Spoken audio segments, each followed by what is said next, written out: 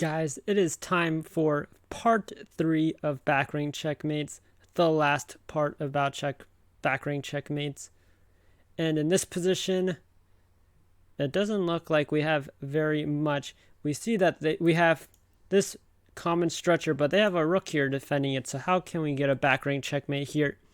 And this is a very nice sacrifice pattern that if you master this, you're going to have a lot more opportunities to get this back rank checkmate than you would think. So in this position here, what we want to do here is queen takes pawn.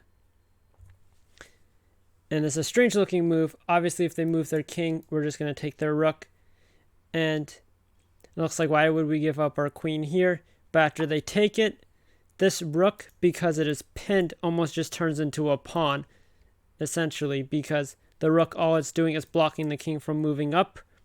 It's still blocked by these two pawns, and now the rook is off of this back rank. So the idea here is that we're making them block themselves using a piece that's not a pawn. So the back rank checkmate still works even if it's not a pawn that's in the way.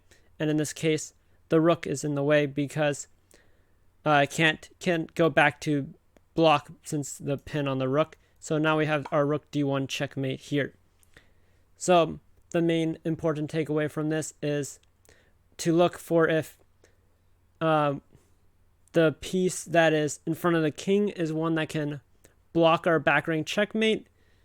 And if not, we still have the potential for back rank checkmate because the same concept is there, that their king is blocked from going forward. And in this case, another important thing to remember is how the piece could normally block back. The rook would usually be able to go to f1, but we have a pin on the piece. So essentially it's the same idea as the piece is just not able to get out of the way for the king and is not able to help in blocking. So let's take another look at another example.